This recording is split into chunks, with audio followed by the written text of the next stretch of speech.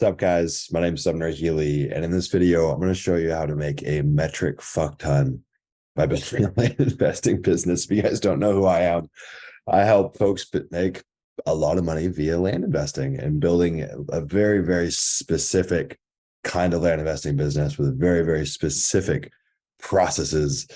And today, I'm kind of just put all the cards on the table, right? I frankly feel, I don't know, a little upset, I guess, for lack of a better word, just with the number of people that we have reaching out to our team every single week who have been led astray, following the wrong process. They're losing money. Like, there's such an amazing opportunity here in the world of land investing, really unlike anything else I've ever seen. And I've ran a whole slew of different businesses. There's no reason that people shouldn't be killing it in this business. And killing it, I would consider, is making at a bare minimum $250,000 your first year land investing, right? That includes figuring the thing out, building the thing. You should still, at a minimum, make $250,000 in your first year. And we have so much evidence to support this that I'm like, all right, I need to share this with the world. So this is going to be a totally different style of video. I'm essentially just had this crazy stroke of, I don't know, molecules in my brain going crazy this morning, and I had to share this, and I had a little too much caffeine. So I'm going to share with you guys what I believe to be the number one strategy for new land investors, AKA how to make $250,000 in profit in your first 12 months or less, or way more money, right? We could do that in half the time. I've seen it happen many times. Or we could do $500,000, $600K, $750K in your first 12 months. It's really about building that correct system. And then it's just how much input do we want to put into it? Time, resources, things like that. Okay. And that's going to dictate how much we get in the back end. The problem is most people don't even have that machine in place.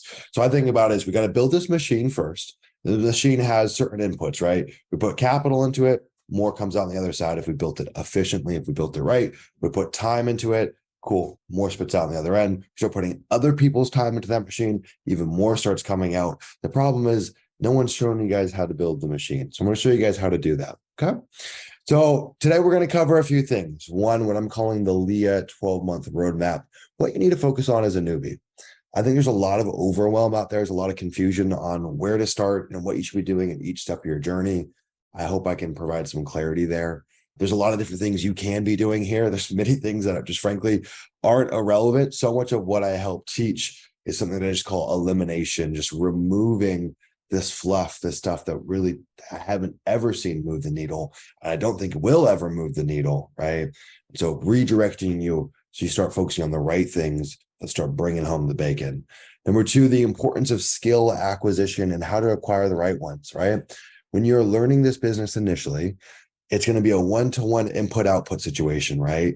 And the only way to get more results is to have more skill. And we're not going to live there forever. But in the beginning, skill is important. We're going to talk about what skills you need to get really good at and what sequence you need to get good at them and all that jazz. And then the last point, probably my favorite thing to discuss, is the systems needed to have a business that spits out cash flow with or without our involvement, right? Now, this is moving away from that skill arena. Okay, we've learned the skills. And now we start getting the right systems in place and the right people in place to execute on our behalf. And we give them the skills, right? Because if we could learn the skills, someone else could learn the skills. And so now we move more into a leading position, getting the right people into your organization and building something that works with or without your involvement, right? I like to say, partially tongue in cheek, I'm definitely not the richest land investor.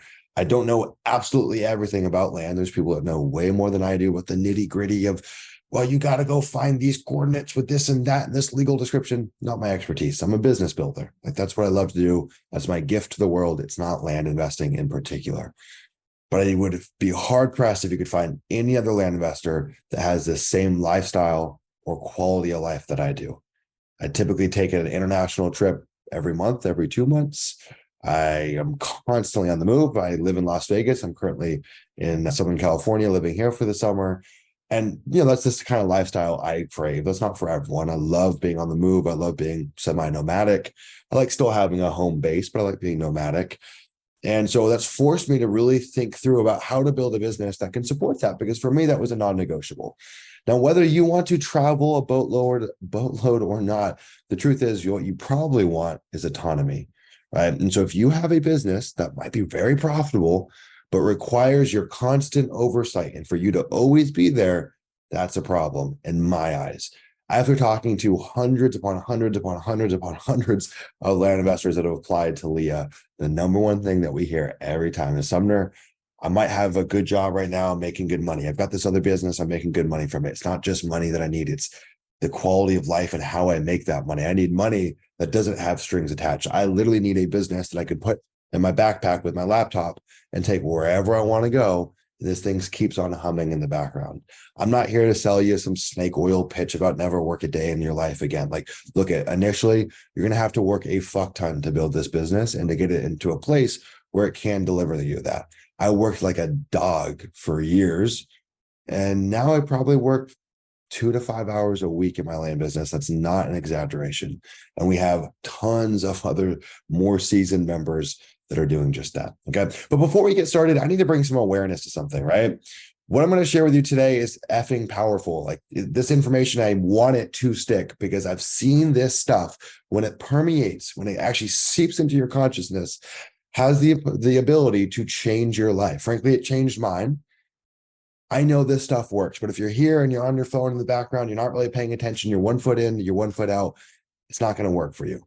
And so I need you, all hands on deck. I need focus. I need your undivided attention, because what I'm going to lay out here has the power to make big changes in your life. And I think, unfortunately, the psychology of humans says, Sumner, don't tell me, show me. So I'm going to show you, and then I'm going to tell you, because I still need to tell you, I still need to give you the actual strategy. But first, I'm going to show you, and I'm going to show you in a very brief manner. I'm just going to paint a little bit of a picture for you. So in order to hold your attention and to ensure you take this seriously, I'm going to do some subtle flexing, as the kids like to call it. And then we're going to dive into the nitty gritty. Some of you guys know my story. Some of you guys don't. The model I'm sharing with you is the exact same model I used to turn $7,000 in 2019 while I was working a full-time job. I put $7,000 aside, and I've built that into I guess in some respects, a multiple 7-figure land business. In 2022, we did $2.8 million in sales. And that's, in 3 years, right? That's sales. It's not 2.8 million net profit, obviously a different figure. Every land business, different margins, depending on the way that you're building your land business, because there's a lot of different ways to make money in the land business. What I will say is expect on a total sales number like that, somewhere around 35 to 45% margins, depends on your model. Okay. We also, in conjunction with this, have built up an owner finance portfolio that on autopilot spits out $25,000 on the low end to $30,000 a month of recurring revenue, right? That just spits out no matter what we do and the other angles of the business, that is just recurring in the background. It's a lot of what we teach within kind of our frameworks. Okay. So that's my story. Cool story. Pretty awesome. Frankly, I'm proud of what we've accomplished. Hasn't just been me. I've had many mentors, and I've had guidance, and I've had amazing team members to help make that a possibility. But who cares about me, right? Don't take my word for it. Listen to the 175 plus Leah members who have used the same exact strategies in the last 12 months. And frankly, it's actually way less than 12 months. Like, really, that number is like in the last 8 months. I just put it there for a nice, cute round number. I'm going to share just a few clips, if you will, that I think are interesting. So Andy Barlow, one of my good friends, he's been with us since February of this year. Andy was not new to land investing, right? He'd been trying to land invest until like the middle of 2022, went through some different programs, tried a few different things, got himself into a serious bind. He was in the hole, a ton of money, like multiple 5 figures in the hole, no return from it, and kind of came to us with his tail in between his legs. And it's like, dude, I don't know if this even works. I don't know if people are just lying about this working. I'm like, all right, come here, Andy. I'm going to show you how this works.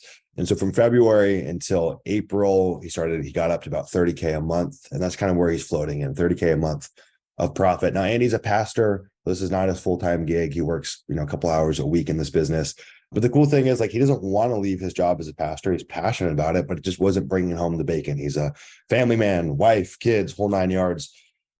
And so to consistently be able to spit out 30K a month of profit is awesome, but it's also like the means to do that, right? I think my favorite thing he says here is, hey, made 14K in profit that day, time to go play with the kids, right? Like, you can really dictate how this business is going to deliver for you. Do you want to make 30K a month and have a really chill lifestyle? You can do that. We've got dozens and dozens of people doing just that.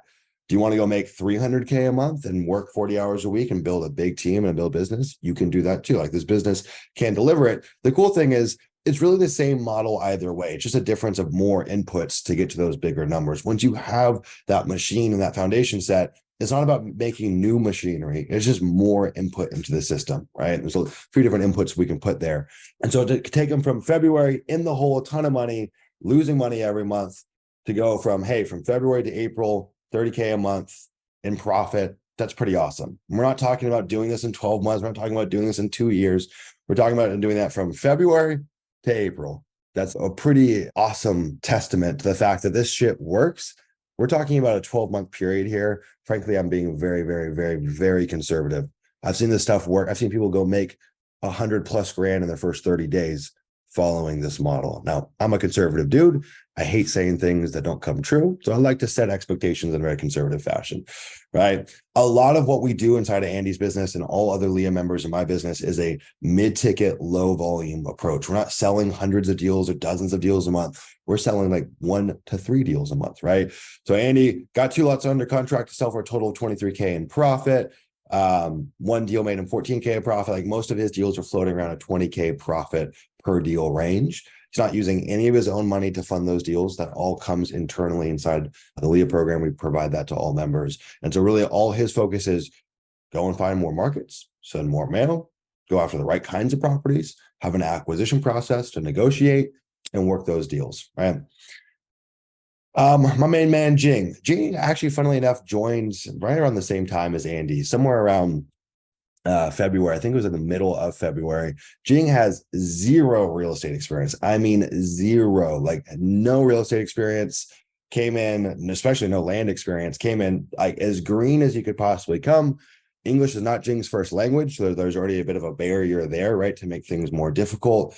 And again, this is like, if I can make it as difficult, give me as difficult of a situation, someone that English isn't their first language, has 0 real estate experience, 0 land experience, and frankly, I don't think Jing has business building experience either, although I could be wrong. I'm pretty sure that's the case, though. Totally new to the game, as new as you could get. Didn't come in with the oodles of money, like started like everyone else with a clear budget that we define for members. His first deal, buy for 55,000, sell for 110,000, right? In 1 deal, we're talking about making over 50 grand in 1 deal. And again, that's like following the right rubric, the right template, the right playbook. That doesn't happen by accident. I see land investors trying to make $1,000 on a deal and struggling to do so. What we do here, frankly, is infinitely easier than what most people are doing. And yet we get paid more, we work less. The model is just far superior. Okay. Again, this deal was funded internally, so none of his money went into funding that deal. Obviously, it gets a little bit tricky if you're trying to fund $55,000 acquisitions and you don't have any money yourself. The model doesn't work unless you have access to get those deals funded, which is why we provide that for everyone. This is a really cool story. So I'm going to go on a slight tangent here, and I hope you don't get bored. So in this message, Rylan says, hey, we got a current pipeline profit around 200K. That's great. I'm more proud of the acquisition manager that I just brought on the team. He's killing it. Already has 3 contracts signed for us in his second week. It's amazing what a solid acquisition manager can do for your business. Or in other words, it's amazing what the right framework, system, and hierarchy in your business can do, right? It's not just about an acquisition manager. It's about building that machine correctly. Okay. So new hire comes in, 200K in pipeline profit. That's pretty awesome. I think most of us would be pretty excited about it. Here's the thing. Rylan's 21 years old. Rylan joined us as a senior in college, right? He was going to Cal Poly, looking to become an engineer. Out of college, he was going to make 80K, maybe 90K.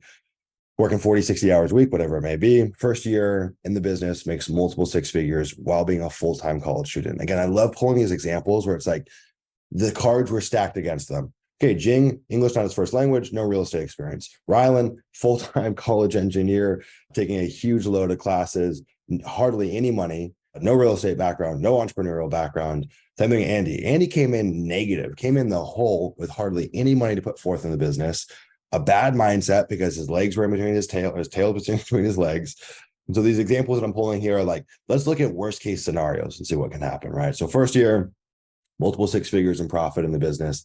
He literally had to start selling surfboards to afford the program. and to even afford marketing, right? Like the guy came in with nothing, multiple six figures in his first year, first 12 months. And that includes like learning the thing, trying to save money to do the like all of that. Pretty cool, right? Fast forward, second year, starts hiring. His brother has hired his mom in the business. He's got multiple team members, both overseas and overseas and in the US, and is on track to clear seven figures as a 21-year-old.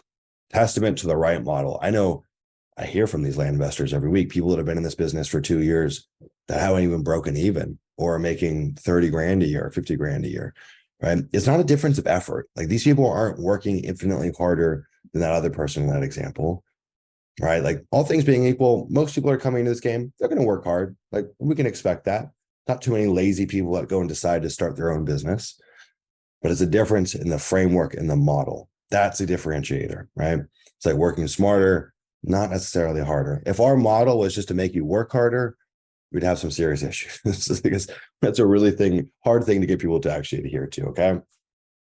So I didn't want to bore you with these, but I think frankly, it's kind of cool just to hear like, okay, people that probably have it worse than you currently, what were they able to do in X time period? Would making multiple six figures this year be awesome? Would making seven figures in your second year be awesome? Cool. You need the right system. You need the right model.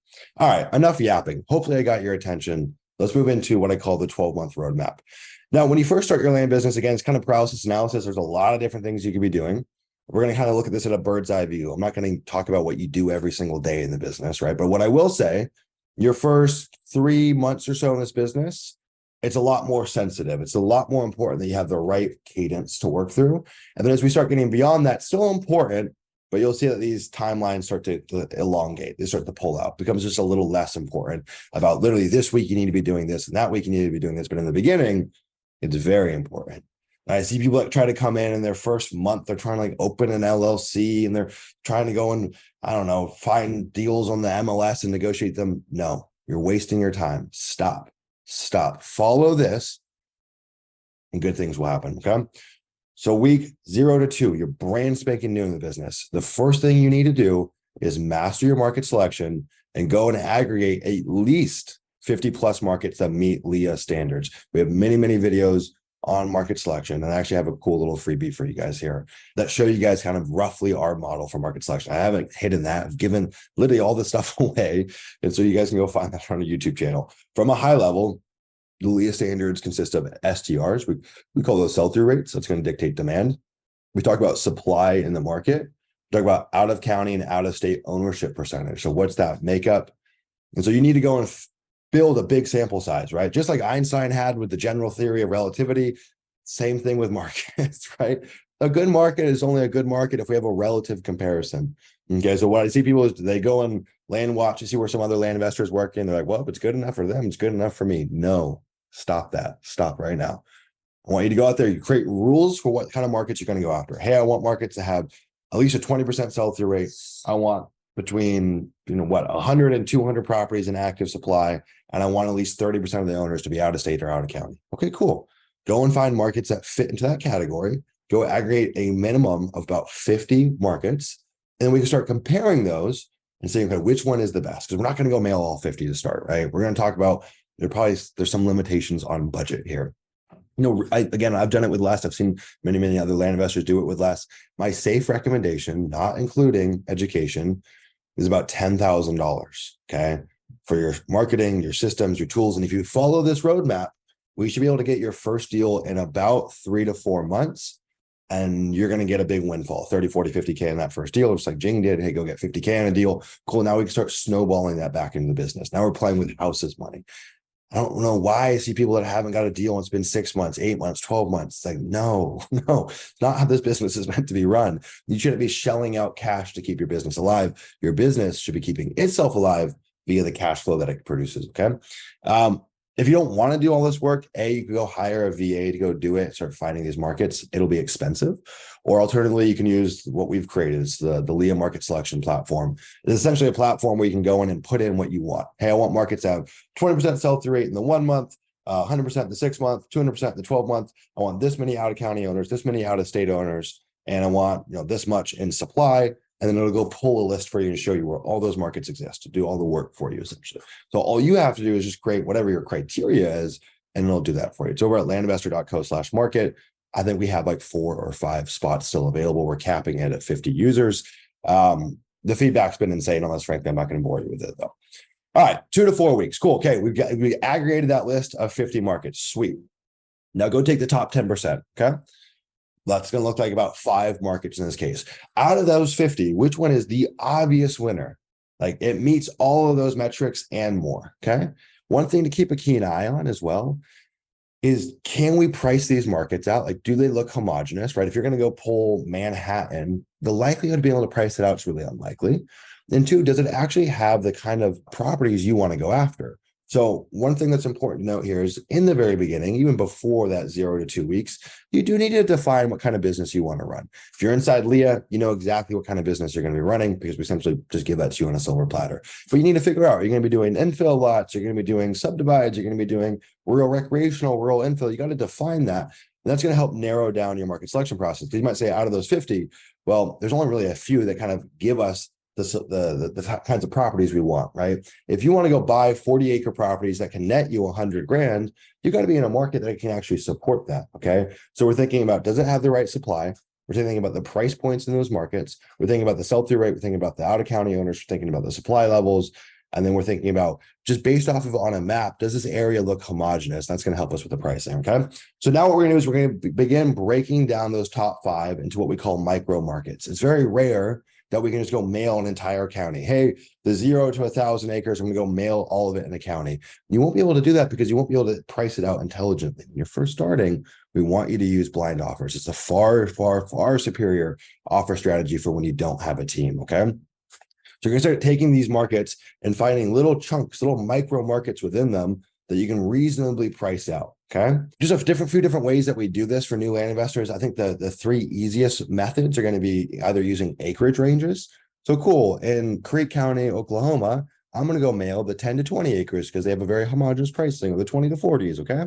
Or you can use what's called subdivisions, right? So in this county, there's 50 subdivisions and most subdivisions are going to have homogeneous pricing. One of our Leah members, Michael Bull, he did over 400K in profit his first year. He'll make 2 times that this year. All he does is use that subdivision strategy that we teach. All he does, nothing else, just subdivisions, right? Because they're really, really reliable to price out. It's very, very easy because most of them are going to be very similar in nature. So they're homogeneous just by design.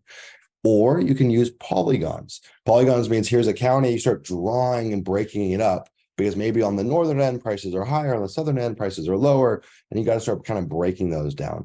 One of the cool things is you could actually use all of these in conjunction. So I could use a polygon, but I could go apply acreage ranges to it, and you can start using it that way, okay?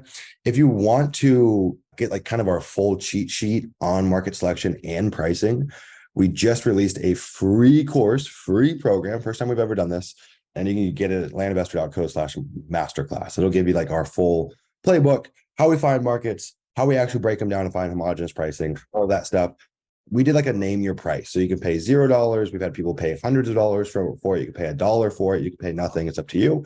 And so you guys can go to that link, check out. We released this on the first day, over 100 people signed up for it. This was originally a webinar that we did that was paid. People paid thousands of dollars to get on this webinar. And we just said, let's just give it all away. Okay, so now we're at the 4 to 6 week mark. And out of these 5 counties, you should have, rough math, 1 to 4 homogeneous markets from each. So for each county, 1 to 4 little chunks that you can reliably price out where the pricing is consistent or consistent enough. That means we should have about 5 to 20 micro markets that we can accurately price out. It should come out to right around 7,500 mailers plus or minus. And now what we need to do is start writing our blind offers and mail merge your data, and then send it off to the mail house for mailing. So we use Rocket Print Mail. We brokered huge discounts. If you guys want to go, that link down there, you can use that. Rocket Print Mail is just, in my opinion, the best, the fastest, and the cheapest. They work with land investors. They know our business, and they'll really help you like with the mail merge and all that stuff. Now, a couple of things to note here when you're writing your offer letter. Typically for blind offers, we're going to do a 2-page letter. So like your first cover letter, hey, I'm Sumner, I want to buy your land because X, Y, and Z. Here's the benefits of working with me, blah, blah, blah, blah. And that second page is going to have a purchase agreement on it. Now, it's really important that I just address this.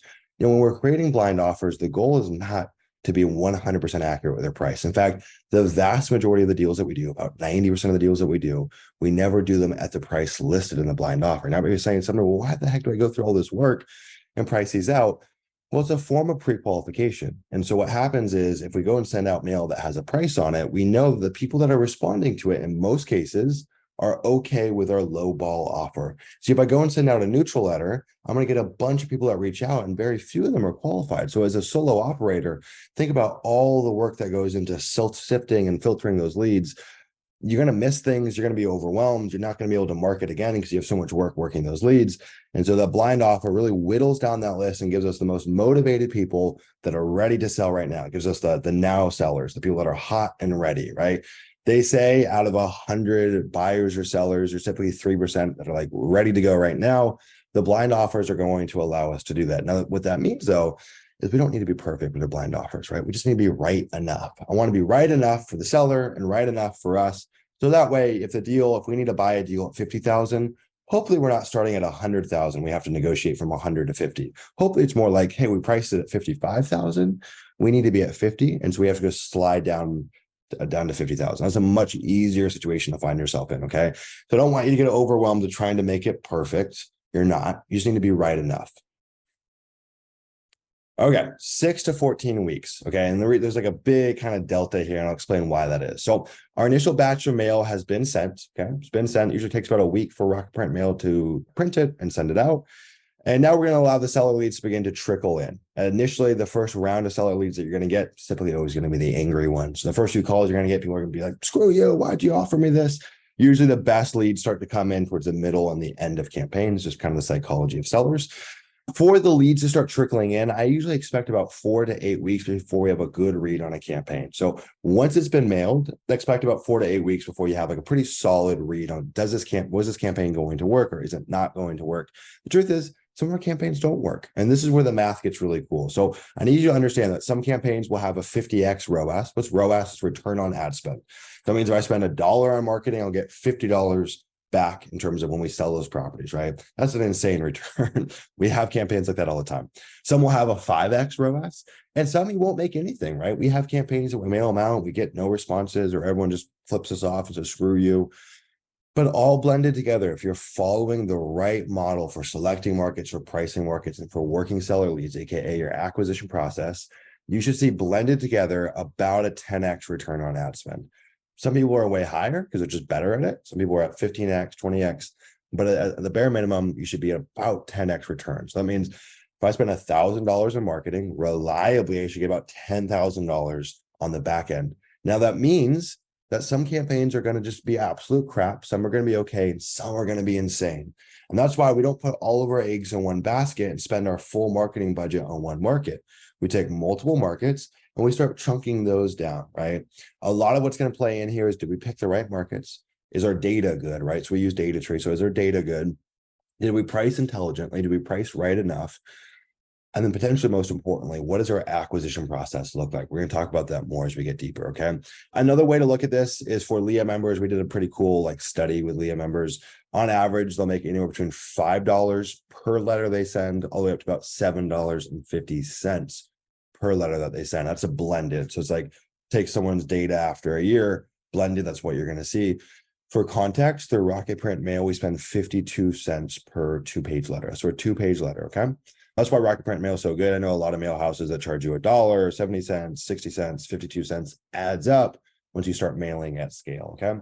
Now, here's what you need to be doing in this window. These seller leads are coming in. You need to work these seller leads relentlessly. It's not just about taking the low-hanging fruit, because what will happen is you send out however many mailers, 5,000 mailers, you will get 1 to 2 people that don't care. They want to sell immediately. They have no questions. They sign the purchase agreement. They're just hot and ready. They're ready to go. Cool. We can actually be profitable off that, and we can make money with that low-hanging fruit. But there's some really juicy fruit just a little bit higher up on the tree, and just at the tippy top, there's even juicier fruit. And so you need to work these leads relentlessly. I'm not going to go super in the weeds on acquisitions here, but my simple recommendation to you is every lead that comes in, you need to work to get a yes, or you need to work to get a no. And if it's a no, you need to figure out why it's a no. Sometimes it's as simple as like, it would be a yes, but I just need to close faster. It would be a yes, but I just need to see some social proof of other sellers you've worked with, or I just need you to raise the offer $2,000. Like simple things, right? So don't just take a no at face value, still probe further. A lot of what we do with sellers is just fact finding, okay? But you need to get to that yes or no. I see a lot of people that let leads come in, they take the low hanging stuff and they don't bother with the rest. I did that for some time in my business. Look, at you can still be profitable like that, but you're never going to go make $7.50 per letter you send, which is insane if you're not working to get that yes or that no. Okay. Now, here is something super important. In the meantime, you need to continue finding markets and pricing mailers. Okay. I recommend you use our Market Monday concept. That means every Monday on your calendar, you're finding new markets. And I want you to aim for no less than 5,000 mailers per week. Okay. So break that down. Hey, that means I need to hit 1,250 mailers every week. You need to build this into a cadence. You can't mail when you feel like it or mail when you have time. It's a priority. This is a direct response marketing business. And what that means, if we're not marketing, we have no business. Leads don't reach out to you based off of word of mouth or your reputation doesn't grow. No, it's a direct relationship to how much marketing we get. So what I see is people get all these leads coming in, they're doing deals, they're so excited that they lose track of where their attention needs to go. Look, you still need to work those leads, but you need to get your mail out. I don't care if it's a Friday night, if it's a Sunday morning, if it's whenever, you can't miss a beat there because you won't have a business next month unless your marketing goes out. I need to pound that into your thick skull. I don't know why people don't understand this. This is the cardinal sin. Everything we do in this business has latency. Like I said, it takes 4 to 8 weeks for a campaign to season. So you miss mail 1 month, you've just screwed yourself for the next month or two, right? There's latency. You cannot miss your marketing cadence. Now, why did I use the 5,000 mailers a month? Because that's a safe place to start. Okay. So like a safe place to start to ensure that we can scale you up and get you to that 250,000 plus mark. So one thing that's important to note here, right? If you just mail 5,000 mailers a week or a month forever, you could potentially get up to 250,000 if you're really good at acquisitions, you're good at picking markets. Like I know some people that are so good, they just don't need to send much mail because when they do, it works. And when they get a lead, they work it. But we're not going to keep you at the 5,000 mailer mark. What we're going to do is we're going to slowly scale you up, and we're going to scale you up based off of the cash flow from the business, right? So we're going to kind of scale in lockstep with as more money comes to the door, we'll start taking some of that money, we'll reinvest into building the business, bringing on people into the business, and then scaling your marketing. Now, I know some people that come in that have a lot of money to just say, screw it. I don't want to bother with the small stuff. I'm going to send out 50,000 mailers a month immediately. Frankly, because you don't have the skill, because you don't have the systems, you could break your business and you could just spend and waste a lot of money. So my recommendation to you is we do want to stagger and scale your marketing. But when you're first starting, 5,000 mailers a month, it's a pretty good place to start, okay? All right, 14 to 20 weeks. At this point, you should be doing 1 to 2 deals a month consistently based off of the kind of process that we've set forth up there. You're doing your Market Mondays. You're sending your mail every week. You're hitting at least 5,000 mailers a week. You've got a good acquisition process. You're working to get a yes or a no. If we're doing this, 1 to 2 deals a month consistently should be pretty easy. That should be netting us 20 to 50K a month, somewhere in that range. Some months less, some months way more, but blended should be somewhere in that 20 to 50K a month mark, okay? In order to grow, now you need support. Like, of course, to grow, we need to send more marketing. But the problem is you're doing a lot of things in the business, right? You're finding the markets, you're sending the mail, you're working the seller leads, you're finding the realtors to list the property, you're doing the transaction coordinating, you're working with the title companies. You're doing a lot of things, okay? So what we need to do is bring in your first hire. This is what we call a generalist VA. We're going to bring them in to help with ops. This is going to allow you to focus on scaling your marketing to 10,000 mailers per month and continuing to work your seller lead pipeline. In the beginning, that's going to be time well spent for you, okay? Time well spent for you is going to be sending more mail, picking more markets, and working those leads. And so we need to get some of that basic annoying stuff off your plate, okay? Simple stuff like keeping records updated, scrubbing mailers, finding title companies, finding realtors, doing transaction coordination with title companies, maybe listing properties or finding photographers, like all that little annoying stuff in between, right? I always tell people for every deal you do, there's like 30 to 50 checklist items that need to get done for that deal to move to the finish line. And so someone needs to do those things. We built out kind of a Leah version of Pebble. And inside there, you'll see that we have all of our stages. And for every stage, we have the task list or checklist that needs to get done. You start looking at that, and you're like, well, that's a lot of things to get done. And so In this role, at least in the beginning, the generalist VA can also help with like some simple due diligence, just like putting things into the CRM record and like updating things and keeping stuff clean, tracking your KPIs, all that stuff. Okay.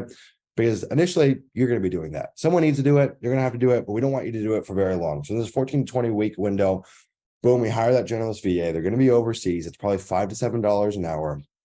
You can find them on onlinejobs.ph or wherever you want to go and find them. Pretty simple task. It's one of the few roles in this business that I say it's okay for them to be a jack of all trades. They're a generalist. Now, most roles that we craft for land businesses are verticalized. They're very, very specific because specific creates efficiency and efficiency wins in this business. This is one of the few roles where I say, and we're a little more laissez-faire, especially in the beginning. They're going to have their hands in a lot of different buckets. Over time, as you start getting more support, we can kind of get them a little more verticalized. But again, that generalist VA is always going to be doing a lot of a little bit in your business, okay? Now, this is crucial. At this point, you should begin documenting all of the SOPs in your business, right? Document all tasks that you're doing. So the way we do this is I like to do screen recordings. You could be using Zoom, you could be using Google Meet, you could be using whatever you want. Record your screen while you do things. Okay, you're comping a property, record that. Okay, we're going and doing a process to find a good realtor, record that. Okay, we're listing a property, record that, okay? I want you to record all of this. I also want you, once you have the recording, to go and get it in writing. Now, you can actually hire someone to like write down what they see in the video, but we want to also get it in writing because writing is easier to update. What I mean by that is, let's say you slightly tweak your process for acquisitions 3 months later. Instead of having to go record a brand new video, you can just make a tweak to that text. I like having video and text. Text is always going to be like a little more of the source of truth. This is just something that you just do in the background, right? Don't think too much about it. Just start documenting all this stuff. And I want you to create 3 buckets in like your Google Drive or wherever you store stuff. It could be a Notion doc, it could be Google Drive, whatever. Acquisitions, operations, dispositions. And in there, create subfolders for each thing. So under acquisitions, this is how we comp a property. Boom, you have video and text to go with it.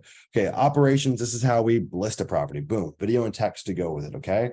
Start doing that now because you're going to eventually be in an F ton of pain where you really need to hire someone urgently. And if you also have to go find them and create the SOPs, it's going to be a lot of work. You're going to be stressed. Stuff is going to start getting, balls are going to get dropped elsewhere in the business. So start documenting that before you need to hire and before you're in pain, okay? Again, you might not be documenting it perfectly. You might change things down the line, but all that matters is you're documenting it now. And frankly, you're building the habit of building SOPs. If you ever want to have a business that can spit out cash flow with or without your involvement, you got to document this stuff, okay? Like, well, really a very interesting concept to me is in the 40s, right around the World War II time. At this point, the US had no systems. And what I mean by that is if there was a fire in Baltimore and they didn't have enough firefighters, so they bring in, firefighters from Virginia or New York, literally their hoses wouldn't fit on fire hydrants because they all had different SOPs, different processes. Same thing, screw sizes. Screw sizes from one car company to another car company would not carry over, different threads, different angles, whatever it may be. And so Herbert Hoover said, this is the problem. In fact, this is killing our efficiency in this country. And so he went through and systematized everything, created like essentially SOPs for this country. Now, for a lot of other reasons, but this was a big driver.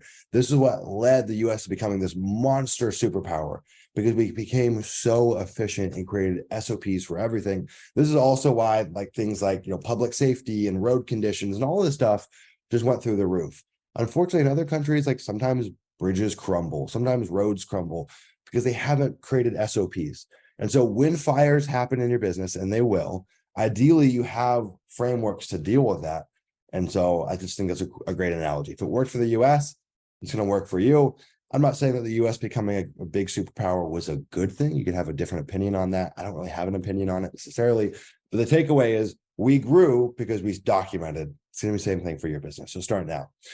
All right, 20 to 30 weeks in, this is your first game-changing hire. This is the hire that will literally make you say, holy crap, this is the power of hiring.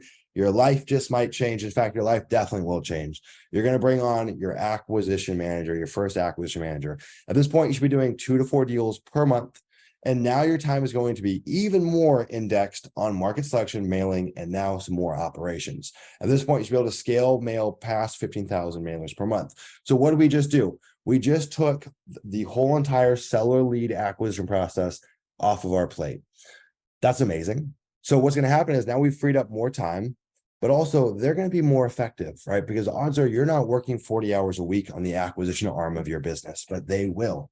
And what that's going to allow them to do is they can follow up with leads more. They can have longer conversations with leads. They can do deeper due diligence because they're working it full time. Okay. I typically recommend hiring this person overseas. We've done it for ourselves and many, many other people. There's like a $10 to $12 an hour role. A good acquisition manager, if you're doing 15,000 mailers a month, should be able to bring in 80K to 150K a month of new pipeline profit. Pretty awesome, right? That's game changing. Like when I brought in my first acquisition manager, first quarter, I think they brought in like $350,000+ of pipeline profit their first quarter. And it wasn't because they were better at acquisitions than me. It's because they were just putting all of their energy and attention on it, which we haven't been able to do up until this point, okay? So now with that free time, we're going to be able to go and send more mail. And with their level of efficiency by working just on acquisitions, you're going to get more yield from your mailers, more deals for every mailer you send, which is going to bring in more money into the business, which is going to have a big ROI on their role. We see about a 20 to 30x return on the cost of an acquisition manager. And it's just going to create this beautiful flywheel, right? Your business is just going to go start growing a ton. But the problem with that now is your business is going to start growing a ton. And now there's going to be more operations work. And so you are going to have to start managing a little bit more on managing the team and just payroll and like just some of the operation stuff that comes from a business that's growing and having employees. Okay. All right. 30 to 52 weeks. We're pretty much at the finish line, right? And really, I hate to say it, but it's just more of the same. Depending on mail volume, it might be time to bring on a second generalist VA. So if you're going to start scaling past 20,000 mailers a month and you're going to start doing 5+ deals a month, you might need more support there. Eventually, you'll need another acquisition manager. If you want to bring in your dispositions internally, you could bring in a dispo manager because, again, this work was being sourced off to realtors. I should have said that in the beginning. But when you're first starting, it's going to make the most sense just so you don't need to hire it. It's easier to have a contractor than it is to have like a full-time employee. And frankly, they can do a better job in some cases, right? Now, honestly, if you're going through this process that I just laid out here, you should make way more than 250K. Like this is probably going to be closer to $500,000. I've even seen people creep up to close to $1 million just following this process. It's certainly possible, right? Now, let's talk about the skills needed to make this happen, right? It's one thing to say, just go and do this. And you're like, dude, well, I don't know what skills I need to focus on because frankly, all of this takes skills. You're going to get paid in proportion to your skills, right? There's a quality of work component to what we're doing here. And so more skills, more income. So let's talk about this skill acquisition. Now, I listed this out in order of initial importance. You're not going to start focusing all of your attention on these all at once to try to learn them all at once. That's impossible. It's like multitasking. It's just not possible. But what we are going to do is kind of cascade down. And so I'm going to talk about what you need to focus on first and how that's going to work. So number one, you need to master the skill of market selection. Need to, no ifs, ands, or buts, has to be done. It's really not confusing. I think it's going to be a little bit weird at first to learn it, but it's not confusing and it plays such a major role in your business. Or you could use the Leah market selection platform. Still, you need to have some context on what makes a good market. Number two, you need to learn the skill of pricing data. Again, a lot of what we do with pricing data is just going to be like kind of the 80-20, like good enough. It's not about being perfect, just get good enough at doing it and get good at doing it quickly. This isn't something that should take you weeks to price out. We're talking about hours or at most a day to price a mailer out. This stuff is not rocket science. If you're using kind of our three strategy way of finding homogenous markets, okay? That's the thing.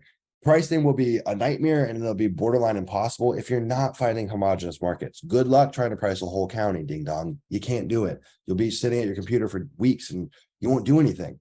So first, part of market selection is finding good markets and finding homogenous markets. And if we do that, pricing is pretty simple. You just got to use your head. It's really not difficult. Like if you can't figure out market selection and pricing, frankly, there may be no hope for you. Like we're talking about learning this stuff in about 90 days. If you can't figure it out within there, you should go find a different business. This stuff is not difficult. I'll tell you what's difficult. It's not this, okay?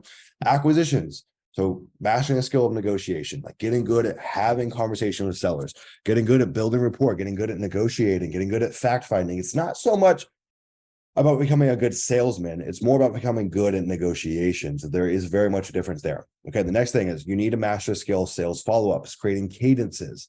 Okay. Think through How would you build a cadence for a seller? How would you maximize your reach to them without annoying them? What's that cadence look like? What's that process look like? And who's going to execute on that process? Next, this is where stuff starts to get hard. Okay. You want to know what hard is this: sourcing talent. So building a skill of sourcing talent. How can I find talent? And how can I find talent where I can arbitrage? I can get so good at finding such good talent that's so underpriced. That's an arbitrage. That's a skill. It's a defensible moat in your business. All right. If you're going and using a third-party VA placement service, I'm sorry, it's probably not going to be very good. Right. You got to create that skill, which gives you an edge. Next, training talent. Okay. Creating SOPs, being a good leader, being a good orator, speaking, like getting good at training and motivating, right? Inspiring. It's not just about here's the SOP. No, give them the SOP, which you need to have, and inspire the F out of them. Create incentives that motivate them. Okay. This is where things really get hard. Managing talent. How do you get people to stay bought in on your vision, on your mission, show up to work on time, give it their all? How do you keep people bought in? How do you manage? How do you lead? And the last, which is kind of tongue in cheek, is stoicism, mastering the skill of stoicism. Look at shit's going to go wrong in your business. What is your EQ, right? What is your emotional intelligence? Can you stay even keeled? Can you keep an objective view on the world in your business? Can you work through hard times? If you can do that and you can do all this, you're going to go really far, like really, really far, right? So yeah, that's what you need to master in terms of skills. All right, systems build out. So, okay, we got these skills. Cool, it's going to make us some money, but we want to also start building systems to free ourselves up in the business. So creating a marketing flow. You're probably going to be the one executing on that system initially, but even if you're the one executing on it, you still need a flow. So eventually you can plug someone into it. So every Monday we pick markets, every Friday we mail. Cool, that's a flow. And then you teach them your market selection process, your pricing process. Even if you're the one executing on it initially for the first couple of years, you need to create a flow and a system that you adhere to. And then also when you're removed from it, you can plug someone else into it. Okay. 2, acquisitions flow. What happens? New lead comes in. What's that cascading event? Create that flow. Dispositions flow. Okay, cool. Where do we put our properties? How do we get buyers? How do we sell it? You need to create a flow for that. Operations flow. How do we manage the day-to-day of our business? How do we manage the inner workings of our business? And then last but not least, a management flow. How does someone manage and lead your people? Because eventually the goal is you don't even do that yourself, right? That's it. This is a $250,000 as a friggin' bare minimum your first year. Like, God, I can't tell you how conservative that is. I have people that make a $250,000 in their sleep with doing maybe 1/10 of all this. So don't get too worried on that. But frankly, more than anything, this is a multiple seven-figure roadmap and blueprint. If you don't come into the second year of your business and you're following this to a T and make 7 figures, come meet me in person. You can slap me across the face. I guarantee you that you will. Okay. So now you are presented with a fork in the road. Do you want to go and take this, run with it, do it yourself? Look at, you can do that. Do you want to go join hundreds of other people that are following the same model that are making 6 figures and 7 figures in their first year or 2 years into their land business? Do you want to work through myself, the rest of the Leah coaches, the Leah community in lockstep to build a business that frankly changes your life forever? Do you want to have autonomy? Do you want to have freedom? Do you want to have uncapped income, earning power? Do you want to be in a business that's a blue ocean, right? The land is so much in its infancy. There's so much opportunity here. I can't stress it. If you are in this business where there's overflowing opportunity and you're not killing it, there is a problem. You need a new roadmap. You need a new system. Look at, I only like to work with people that are committed, that are bad to the bone, that have a vision for their life, that are motivated. If that's you, I encourage you to reach out, landinvestor.co/apply if you think you're a good fit for Leah. If you come into our land program, I guarantee you we will blow up your business. There is no ifs, ands, or buts. No one has as much conviction as I do in this business because frankly, I don't think people have the same track record that we do. Our strike rate is ridiculous. Our case studies are ridiculous. So yeah. All right, guys. I hope that was helpful. I hope that helps along your journey. Much love. Take care of yourself. Go make a lot of money in this business. You can do it. I believe in you. Go live a really cool life at the same time. Peace.